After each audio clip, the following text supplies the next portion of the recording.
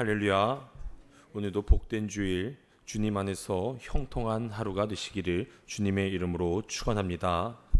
오늘 말씀의 제목은 하나님이 원하시는 삶입니다. 오늘 말씀은 크게 두 부분으로 나눌 수 있습니다. 1절부터 10절, 하늘의 영원한 집에 대한 소망입니다.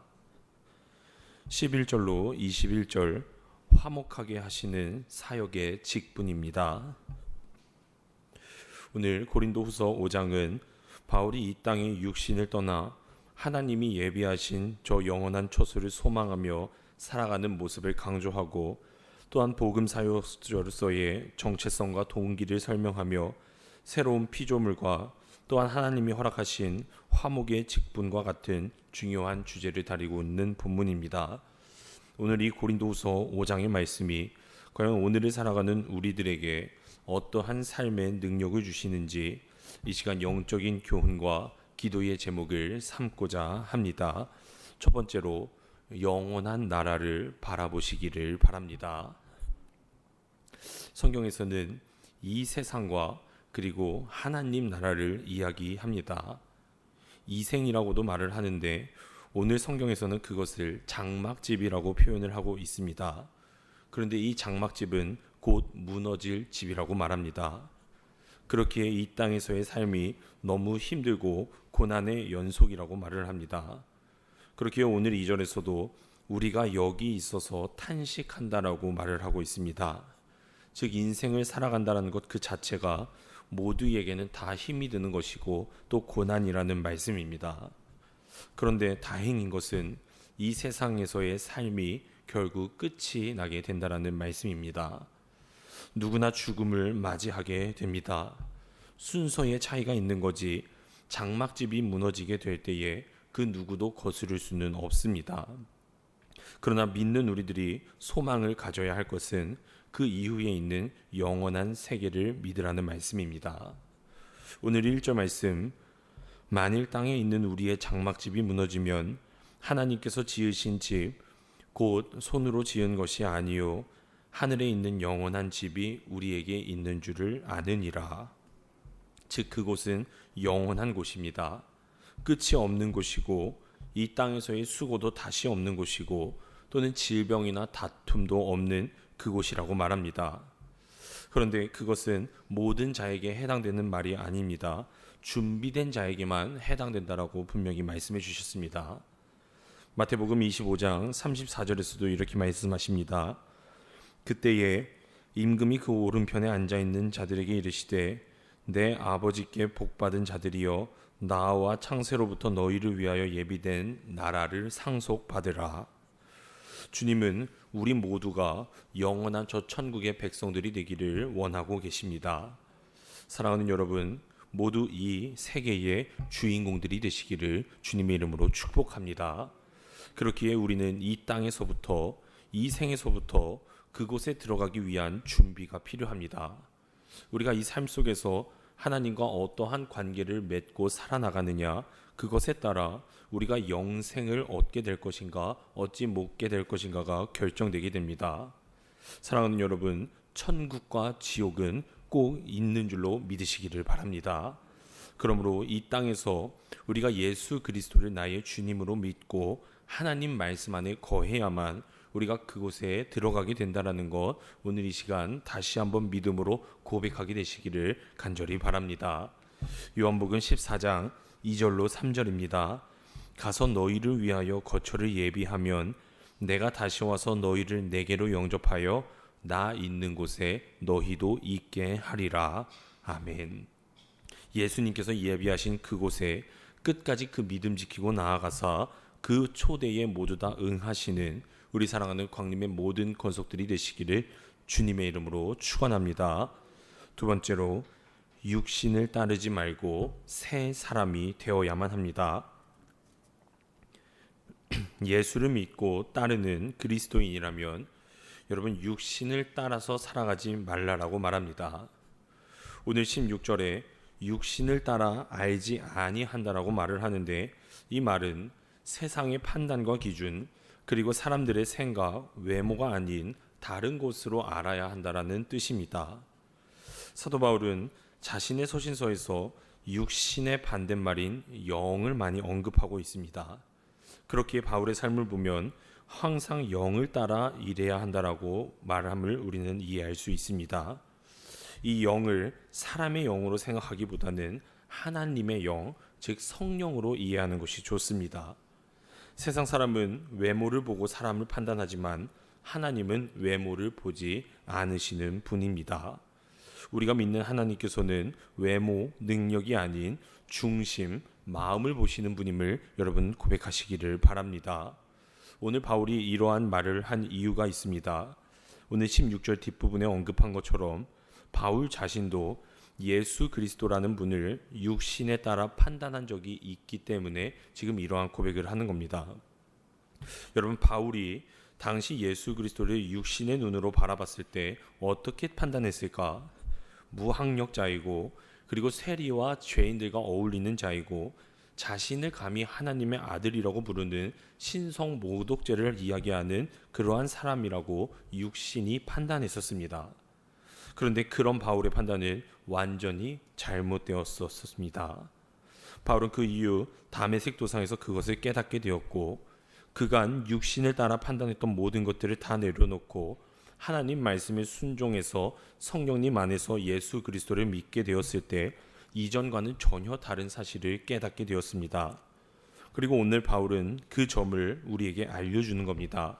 그 이후에 나오는 이 신앙 고백이 오늘 17절의 말씀입니다. 그런즉 누구든지 그리스도 안에 있으면 새로운 피조물이라 이전 것은 지나갔으니 보라 새 것이 되었도다.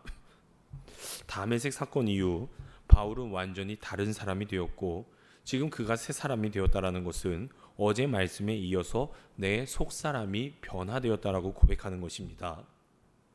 이전처럼 예수 그리스도를 육체에 따라 판단하지 않게 되었고 이제 내가 믿고 새롭게 이해하게 될 예수 그리스도만을 섬기며 목숨까지 바치며 전도하게 되었다라는 것을 뜻하는 말씀입니다.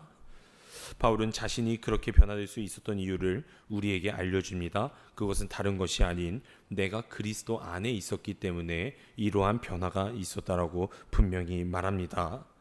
사랑하는 여러분, 우리도 똑같습니다.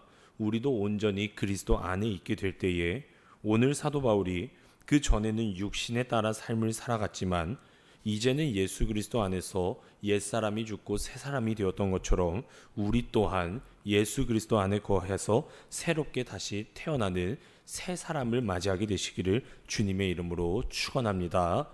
끝으로 화목하게 하는 삶을 살아가야만 합니다. 오늘 본문 하나님께서 그리스도로 말미암아 우리를 하나님과 화목하게 하셨다라는 이 사실 그리고 이제 우리에게 화목하게 하는 직분을 주시고 화목하라라는 그러한 말씀을 부탁하셨다는 사실을 인정하며 너희가 화목하게 살아야 한다라는 그 삶을 강조하고 있습니다. 여기서 우리는 하나님이 우리를 새로운 피조물로 재창조해 주시고 우리가 새 사람으로 살게 하시는 이유를 발견할 수 있습니다. 사도 바울은 우리가 그간 하나님과 깨어진 관계를 가지고 있는 사람들에게 그 관계를 회복시킬 수 있는 화해의 직분을 꼭 감당하라고 알려주고 있습니다. 왜냐하면 예수님이 하나님과 그리고 우리 사이에 깨어진 관계를 화해시켜 주셨기 때문입니다. 무엇보다 이 세상의 죄를 각자에게 돌리지 않으시고 화목하게 하신 예수님을 본받아 우리 역시 또한 그 예수님을 따라 화목하게 하여야 한다라고 바울은 주장하고 있습니다. 그뿐만 아니라 하나님이 우리에게 화목하게 하는 말씀을 우리에게 부탁하셨다라고 호소합니다. 오늘 20절 말씀입니다. 그러므로 우리가 그리스도를 대신하여 사신이 되어 하나님이 우리를 통하여 너희를 권면하시는 것과 같이 그리스도를 대신하여 간청하노니 너희는 하나님과 화목하라. 바울은 이제 우리가 이 세상 사람들에게 전해야 하는 메시지가 너희는 하나님과 화목하라라고 일깨우고 있습니다. 그렇기에 우리가 가장 먼저 행해야 하는 것, 우리의 삶부터 먼저 하나님 안에서 화목해야 할 줄로 믿습니다. 내가 먼저 지키면서 살아야 합니다. 내 자신뿐만 아니라 하나님과의 관계뿐만 아니라 하나님이 우리에게 허락해 주신 우리의 이웃과도 화목한 마음으로 살아가야만 합니다. 그런데 이것은 쉬운 일이 아닙니다. 왜냐하면 우리가 화목하지 못하고 화해하지 못하는 가장 근본적인 이유는 나를 중심에 놓기 때문입니다. 모든 것을 내가 주도하고 내가 그 안에서 인정받아야 된다고 생각하기 때문에 우리의 삶 속에서 이 화목의 직분을 능히 감당하지 못하게 된다는 말씀이죠. 그렇지만 그런 사람의 마음에 삶의 중심 속에 예수 그리스도가 계시다고 생각하면 우리의 삶이 바뀌게 될 줄로 믿습니다. 하나님이 직접 이 땅에 예수님을 보내주셨고 십자가에서 죽으심으로 말미암아 우리의 화목의 길을 열어 놓으신 줄로 믿습니다. 그렇기 때문에 이제 우리가 그러한 예수 그리스도를 생각한다면, 그리고 그분을 믿고 따른다면 예수 그리스도가 이루신 화목을 깨서는 절대로 안 됩니다. 그렇다면 우리가 어떻게 해야 할까? 여러분, 방법은 쉽습니다. 내가 먼저 손 내밀어야 하고 내가 먼저 이웃들에게 또 하나님에게 먼저 다가가는 마음이 꼭 필요한 줄로 믿습니다. 왜냐하면 예수 그리스도도 먼저 우리에게 그러한 본을 보여주셨기 때문입니다. 사랑하는 여러분, 하나님이 나를 위해 예수 그리스도를 이 땅에 보내사 십자가에 죽게 하시고 나를 화목하게 하셨다라는 그 사실을 꼭 믿음으로 고백하게 되시기를 간절히 바랍니다. 그것이 하나님께서 오늘날 우리들에게 원하시는 일입니다. 그렇기에 하나님은 우리에게 화목하게 하는 직분을 맡겨주셨고 화목하게 하는 말씀을 부탁해 주셨습니다. 그러므로 이 직분을 능히 감당하시고 말씀을 전파하기 위해서 우리가 반드시 해야 하는 일이 무엇인가 함은 바로 세상 사람들을 향해 보라 새 것이 되었도다라고 선포하게 되는 것입니다. 이것은 말만 하는 것이 아니라 내 자신이 이전과는 전혀 다른 사람이 되었다라는 것을 증명하면서 살아가는 것입니다.